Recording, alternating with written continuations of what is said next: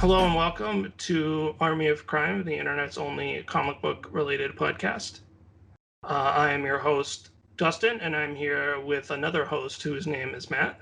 Hello, everyone. That was Matt right there. Yep. And on this episode of this podcast, we are going to talk about a comic book. And the specific comic book we're going to talk about is a graphic novel from the early 1980s called X-Men, God Loves, Man Kills. This comic book is about God, I think. Matt, what is this comic book about? Well, okay, so there's a lot of ways we could answer that. So yeah, this is from this time period when Marvel was doing like graphic novels. Instead of, I mean, they were experimenting with the idea of putting out like graphic novels of some of their properties, which we've actually talked about several of them before, because we talked about the Doctor Strange one, and we talked about there was a Nick Fury one that we talked about. So yeah, this they were kind of experimenting with this graphic novel idea. So that's kind of where they come in. X-Men God Loves Man Kills was a graphic novel written by Chris Claremont, who of course has written a billion issues of X-Men. And yeah, so the premise of the X-Men, of course, is it's meant to be they're like a separate, they're like some kind of social class, or a class that's separate from quote unquote normal humanity. And so this allows you to tell stories about like prejudice or systemic oppression using a made up group, so you can kind of play fast and loose with the specifics, if that kind of makes sense, right? That's like the premise of the X-Men, right? Is they're mutants and people are scared of mutants. And throughout the history of the X-Men, and of course there's been times where Marvel is publishing like just like truckloads, like just back the dump truck of X-Men titles coming out up to the comic store. And they play with this, mutants are an oppressed, minority or social class in a variety of ways. And sometimes it's kind of ignored, and sometimes it's like the focus of it. And I think with the graphic novel, they're trying to hit some notes maybe that you wouldn't hit in a monthly. And they're trying to play a little more with that premise of, the X-Men are mutants, and they're this like stand-in for oppressed or people being subjected to systemic oppression or prejudice. Did I scaffold it for you? Well, you didn't answer my question of what this comic book is about. Okay, so that's the scaffolding up to the question. The question of what it's about, the storyline is that there's like this religious preacher who wants to kill off all of the mutants because he hates them. Because God. Yeah, because he's like a religious fanatic. So I think they're trying to tease out the dichotomy between religion being used for evil, and we could find historical parallels to this, I suppose. So we're drawing a historical parallel between Marvel's fictional, mutants and historical attempts at genocide or something like that. I think they're trying to hit some of those emotional notes that are buried in the premise of the X-Men, sometimes buried pretty deep. I will say, I think it's not an uninteresting premise, I suppose. I think this comic enjoys a fairly like a decent reputation amongst readers, and It is. I don't have my finger on the pulse of what the X-Men comic book fan world is all about, but I believe this is a fairly highly well-regarded X-Men funny book. You can kind of see what they're aiming for. The opening scene is somebody kills some kids that were supposed to be mutants or whatever, and strings them up. I think we're supposed to be thinking of, it's supposed to be giving us comparisons to like Nazis, hunting down or killing, Jewish people, something like that. Well, the clearest comparison I think that I thought of was just like a lynching. Right. If you want to make the parallel, to U.S. history, certainly. Right. We could think of like the lynching of, Black people or ethnic minorities, in U.S. history. Right. That could be a parallel, or, just the use of religion to justify oppression or atrocities throughout U.S. history, which, U.S. history, world history, you can find parallels there. So that's the setup, I suppose. I feel like there's a couple things couple angles you could talk about this with, and maybe this is kind of what you're going to. going to is I think on some kind of level, I feel like the setup is there, kind of meanders. I feel like it's kind of a mixed result. I don't know if that's where you landed on. To be honest, if you hadn't told me that this had a reputation of like being a classic X-Men comic book, I don't know that I'd really find it all that dissimilar from like any other like random issue of the X-Men. Yeah. Because the premise, this idea of the X-Men as a metaphor for an oppressed class in the world, is obviously something that goes back to the original creation of the X-Men. And I don't feel like it's ever anything that has really made all that much sense and doesn't. I feel like, and the more you like try to like lean into that as a thing, I think the sillier it becomes. Like there's a part early in this comic where they specifically make a comparison between somebody being called a mutie lover and someone being called an N-word lover. Yeah. And I'm like, that's just like dumb because, I mean, we don't necessarily have to go all the way in on because, but the X-Men is also a superhero comic book, Yeah. right? So you have superheroes and supervillains. So it's kind of a little silly to then try to make the comparison between how people feel about these superheroes and supervillains with actual real life oppression and like Right. long held like systemic like racist views. Yeah. Because like it's you know like you have Magneto or I mean I don't know the Blob or whoever are like actual supervillains with superpowers who try to like blow up the planet every other week, which is not something that really latches on metaphorically to any of these like readings that the X-Men and Chris Claremont in particular. That was I feel like something that he was super into. Like I feel like it pretty quickly like breaks down as a metaphor when you think about it for more than like 30 seconds. It's a very mixed metaphor because, of course, also in the story, in this period of X-Men history, people don't know that they're mutants and they don't know that Xavier is a mutant. So, like the X-Men themselves are not really being targeted because they're mutants. They're being targeted. I mean, they're being targeted because they're the X-Men, right? They're like the superhero team or whatever. Yeah, so it's a very mixed metaphor. And yeah, this is a thing we talked about with these other Marvel graphic novels. Is there's parts where you're trying to sell us on some kind of like they're trying to elevate the material, if that makes sense. But then you still have like the costumes and they're like running around and they're like fighting robots and stuff.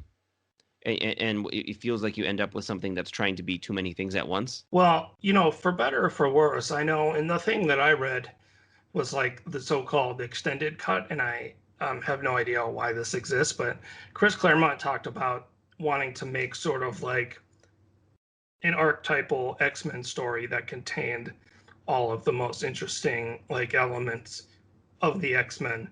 And for better or for worse, I do feel like that maybe this kind of is that because it has this extremely like clumsy metaphor that they keep returning to, and then it has some like weird like death fake outs like constantly, like every character gets like quote unquote killed like off camera like more than once, and then they're like, oh, just kidding, they're still alive, which Yeah, I feel like is also kind of an X-Men thing. And yeah, then it also gets really wordy and like really preachy at points, which is maybe just more specifically like a Chris Claremont thing, but also is perhaps like an X-Men thing. And then to go kind of directly against that, the extended cut has this framing device where Kitty Pryde with her pet dragon, and maybe you can tell me why Kitty Pryde has a pet dragon because I don't read that many X-Men comics, walks up to, as far as I can tell, a random person and starts talking about Eric, who I assume is meant to refer to Magneto, and they're like referring to some specific events that happened recently, which I know nothing about.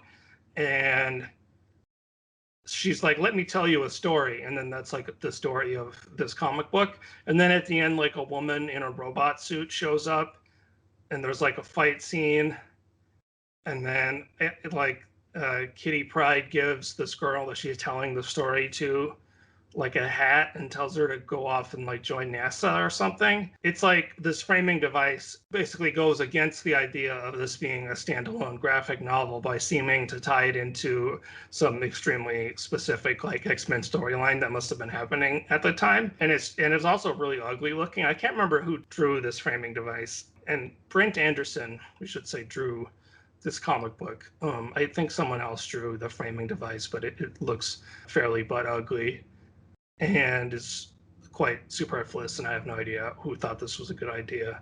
Anyway, Matt, what did you think of X-Men God Loves, Man Kills? I mean, I thought it was okay. I do like some X-Men. I've read some X-Men comics. I would not consider myself an X-Men aficionado, but I think you can play with that premise and make something of it. Like I'm thinking of Grant Morrison's run on the X-Men, for example. Um, Yeah, so but I feel like instead of leaning into the metaphorical prejudice thing, kind of leans more into that these are like a separate race of humans that have these genetic specific things going on that causes them to like mutate and like grow new powers and stuff, which I think is a much more interesting take on the X-Men in that they're like an evolutionary like step up and they can continue to like change and evolve in certain ways, which yeah, I think is much more interesting and I think works much better for like a superhero title than going yeah. with the like I mean, racism metaphor. I think he uses that too, but of course he does the thing where Magneto, Magneto is like the super Nazi. Because if you read the original X-Men by Lee and Kirby, Magneto is clearly modeled on being some kind of like racial supremacist dictator. And then, throughout the years, Magneto usually circles back around to becoming like a hero or an anti-hero character. Well, Um, the idea of Magneto as a Jewish Holocaust survivor who's like the more militant Professor X, but who kind of wants the same thing, I believe was a Chris Claremont invention in the late 70s, early 80s. you mentioned, there's a lot of death fake outs. The story it's kind of a weird story because it's largely just based on them trying to set up this device or whatever. And then they go into like William Stryker's backstory, which I feel like is unnecessary. Like you don't need a backstory for why someone wants to like kill off people that they think are like a minority. Like I feel like we understand why people like, you know what I mean? It's not like if you have a comic book about World War II, you need to take a segue to learn Hitler's backstory or whatever. So I didn't think that was necessary. There's an unfortunate sequence where Kitty Pryde gets lost and meets like a racially ambiguous gang Oh, members. yeah, And I I was forgot like, about that. this is like kind of actively racist in a comic book about why racism is bad. Yeah, And I felt like that was pretty yikes. I award that sequence 1.5 yikes. I did like in that sequence where there's like it's like a mixture of like black and Latino gang members, but then there's like an Indian guy with a turban as well. Yeah, So it's right, like you have every like non-white ethnic group in America like in one street gang right. threatening to rape Kitty Pryde. Yeah, and then like the police keep showing up to like heroically intervene. And if Yeah, there's one thing that we know from American history, it's that if you're a racial or ethnic minority, you can always count on the police to help you. yeah, that's definitely a place where he did not think to follow this like metaphor through Yeah. in a logical way. Yeah. I mean, I would say I think you can use the metaphor. I think it can work, but like I feel like he's there's like way too many things happening here in too many different directions that it's very mixed. What you end up with is very mixed, and that's probably true of a lot of X-Men comics. And I think there's a lot of comics where they just ditch, like you're talking about, just kind of ditch the premise and go for like sci-fi. Yeah, that it's just like a superhero team who has wacky adventures. Yeah. Right, and it'd make more sense too if everyone looked like Nightcrawler because Nightcrawler is like a good person. He's like I think at one point he became a priest, and then they had him not be a priest or whatever. But he looks like like a vampire or something. So obviously people are going to be scared of Nightcrawler. But most of the X-Men just look like normal people, so their ability to pass in the general populace without effort, again mixes the metaphor pretty severely. Well, Like and the fact that in the Marvel universe you have other people who have superpowers, like no one's scared of the fact that Thor could like destroy the entire human race if he felt like it. But if right. you're like Cyclops, then everyone's like racist against him. Right, When they because they put got that, superpowers just from genetics instead of from being exposed to radiation or whatever. yeah, like no one's. I don't know that they've ever adequately explained how that is supposed to work. Yeah, and yeah, that's yeah, all about how mixed it is. One thing I thought, okay, one, and you're probably gonna disagree. One thing I thought was a little interesting is at the end when Magneto's talking about how he should get to take over the world, and he explains how when he takes over the world, he's gonna fix everyone's problems and it will actually be okay. And then like you can see the X-Men are like kind of buying into it a little bit, and I like the idea of like I don't know, just seeing into like the worldview of someone who wants to take over the world. Um, Obviously that's like a superhero supervillain trope or whatever, but I mean, it does make Magneto right more interesting as a villain than he would have been in his original incarnation. But it yeah, is a fairly standard, like I'm sure like Doctor Doom would say a similar thing about why he wants to take yeah, over the world. yeah, so yeah, what I was, so I ultimately I think Magneto ends up being like the most interesting character, which is probably why Claremont keeps trying to make him like a hero. I think he's actually just in the X-Men now. I think he has been for like decades now. He's just like just a guy in the X-Men or whatever. um yeah, a very mixed bag, and I think you're giving it like a thumbs down. Well, yeah, I don't find much to be about it to be distinctive or interesting really enough to recommend it over any other Yeah, X-Men comic. Like I said, I haven't read a ton of X-Men comics, but maybe my favorite X-Men thing was like Grant Morrison's X-Men, which I thought was extremely enjoyable. And like Barry Windsor Smith did some good X-Men comics. What was that, like Weapon X? Like that was yeah, Barry Windsor right. Smith. The Barry Windsor Smith like Weapon X miniseries. I read a good chunk of Chris Claremont's. I don't know if I've read all of it. I don't know if anyone has read all of it. That's probably like a Guinness World Record if you read all of it. But I've read a solid chunk of it, and there's I think there's some gems in there. But yeah, at its premise, it's like high sci-fi or like high fantasy is I think where it really shines, because like you said, the metaphor gets really mixed pretty easily. Or like in Grant Morrison's X-Men, Quentin Quire wants to be like the master race, and he's like the evil nerd. I feel like the evil nerd probably is an even better character now than it was then, with like internet commentators and whatnot. Yeah. Um, like the evil pastor or the evil religious guy, like okay, I'm on board. I'm on board. But does it land here? Does it leave you with much? I don't know. I think, didn't Batman have an evil religious guy? Yeah, Probably Deacon Blackfire in the cult, I think later. is what you're thinking of. Yeah. That was later than this, I guess. I Yeah. mean, it's certainly, like making a televangelist the bad guy is, sure, why not? Like those guys are scumbags. Like, is it Yeah. actually using it to say something interesting about like religion? I mean, not really. Yeah. Like the idea that he has this big rally in Madison Square Garden and he's going to get everybody riled up. That could go somewhere, right? Are they going to like seize power or something? I don't know. But also, this thing is only 64 pages. So you really is Well, isn't more his ultimate plan is basically he has a machine where he can push a button and kill all the mutants? right. Right. Right. So again, you have that premise, and it kind of just veers into like a supervillain plan. One thing that I would like, minus all the times where the police officers jump in to heroically save the X-Men, which comes across as very silly. One thing I did like is when the person asks him why he hates them so much, and his answer is because you exist, which I feel like is like a good evil extremist line. So again, I'm on board with like the villain, but yeah, it's very mixed. It doesn't really land. What do you think about the fact that he looks exactly like Mike Pence? What's interesting is I don't know. Yeah, I don't know whatever happens to this character because he doesn't die at the end of this. I could probably look it up on Wikipedia or something. So I don't know what ends up happening to him. He probably goes on to have more supervillain adventures. Well, they very loosely adapted him into one of the X-Men movies. That's true. The second X-Men movie, they adapt his evil machine thing into one of the movies. Yeah. But they made him like a rogue military guy rather than like a televangelist. Yeah. Yeah.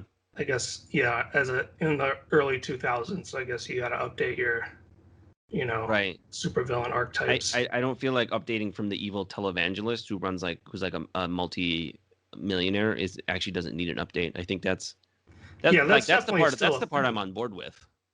I mean, yeah, it's definitely still a thing, but probably doesn't loom as large in the public consciousness as it did in the 80s. But yeah, I don't know, maybe I'm sure if you look him up on like X-Menopedia, he's probably showed up somewhere else. Yeah. So overall, Matt, I think we're both kind of like, sounds like you maybe liked it more than me, but we both are kind of in agreement that God Loves Man Kills is maybe not the classic comic book that its reputation would suggest. Yeah, and I wonder if it's a thing of, this came out in 1982, and I suppose some of it probably seemed more like interesting at the time, like kind of like a little groundbreaking or whatever, maybe compared to some other stuff that was coming out. That's my supposition, or like just the idea of having like a televangelist as the villain or something might have seemed a little more, a little more interesting than some other stuff that was coming out. I don't know. That's like I said, that's just kind of my supposition. As I recall, Jack Kirby had a televangelist villain in the Fourth World series, which came out like 8 years before this. Yeah, who was Funky? No, not Funky Flashman. It was Glorious Godfrey. Glorious Godfrey, yeah, and Glorious Godfrey is an awesome character. Yeah, I think there are better X-Men comics. I kind of like the X-Men. I'm not gonna lie to you. I kind of like the X-Men, but I don't know if I would put this one on the put it up on the bookshelf.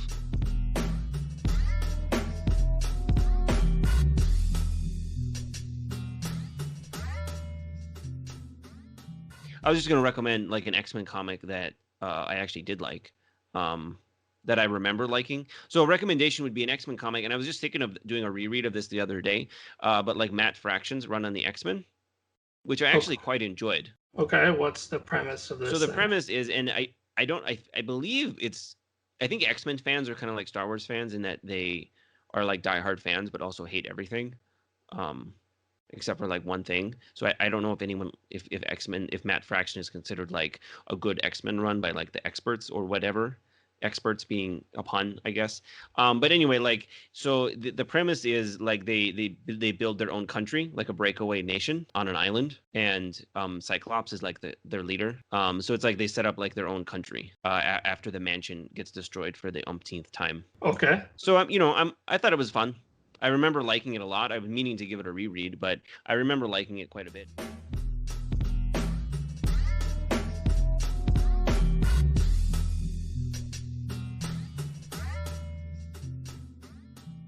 Another episode of the internet's only comic book podcast, Army of Crime. Matt, what should the people know about and or do after they finish listening to this episode? You can visit our website, armyofcrime.com. I'm on Twitter at Army of Crime. Dustin is on Twitter at Dustin44444. Right. Leave us 5 stars review if you thought we made any good points or whatever. Or just anyway, just because, leave the 5 stars. That's what makes the algorithms happy. We are on, wherever good pods are cast.